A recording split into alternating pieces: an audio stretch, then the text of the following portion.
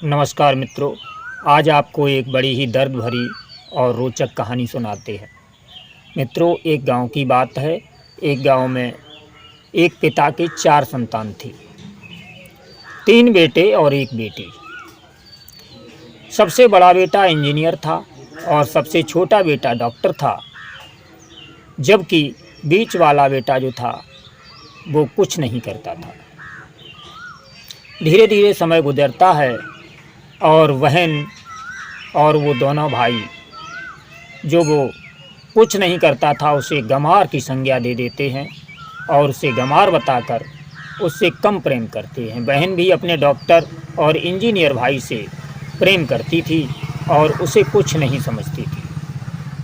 पिता सबसे प्रेम करता था, लेकिन संयोग ऐसा हुआ कि पिता की मृत्यु हो जाती है। जब पिता की मृत्यु हो जाती है, उस गंवार की भी शादी हो जाती है। शादी होने के बाद वो इतना बदल गया कि अब तो सुबह निकल जाता और शाम को घर आता, दिन भर काम करता, मेहनत करता और अपना कमा के लाता, वो अपनी माँ को देता था।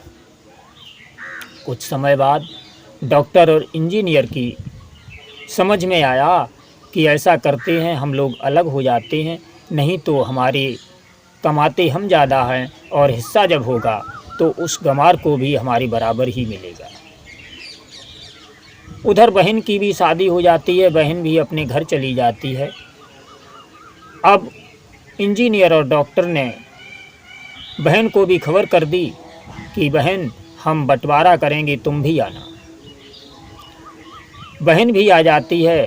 अब सुबह जब वो काम पर जाने लगता है गंवार बेटा, तो उससे बड़ा भाई कहता है कि आज रुक जा, आज काम पर मत जा, आज तेरा बंटवारा होगा, हम लोग आज बंटवारा करेंगे।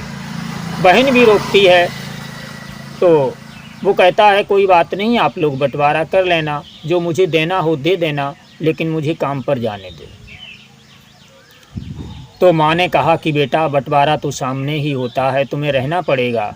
तो वो रुक जाता है। इतने में वकील साहब भी आ जाते हैं।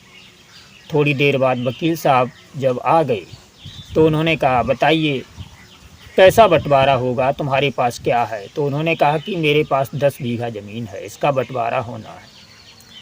वकील साहब बैठे थे तो छोटे बेटे से सबसे पहले पूछा कि बताइए तुम्हें क्या चाहिए।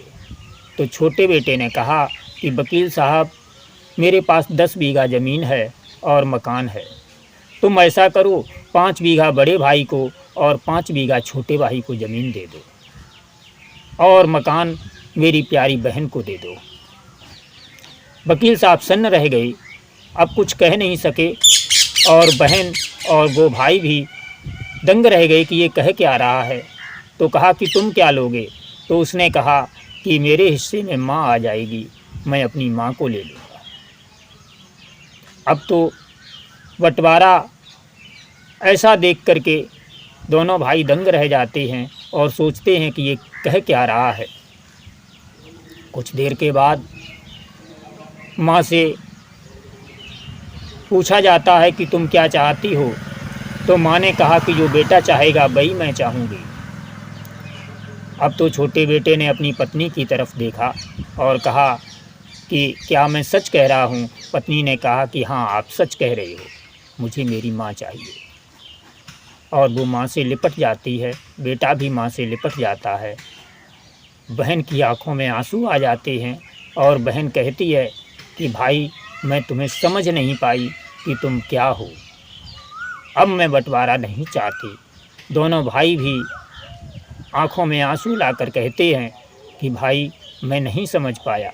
मित्रों, कहने का मतलब है कि बंटवारा ज़रूरी नहीं होता है, हम एक साथ भी तो रह सकते हैं। जब हम बचपन में साथ रहते हैं तो क्या जवान होकर हम एक साथ नहीं रह सकते हैं? एक साथ रहना ही एक परिवार कहलाता है, अलग अलग रहना परिवार नहीं कहलाता है। हम ऐसा करें जो एक साथ रहें। उसी दिन से वो परिवार एक परिवार बन गया और सब सुखी रहने लगे। किसी के मन में द्वेष नहीं रहा और बंटवारे की कभी किसी ने सोची ही नहीं। तो मित्रों, हम समझ नहीं पाते हैं कि कौन कैसा है, हमें समझ लेना चाहिए।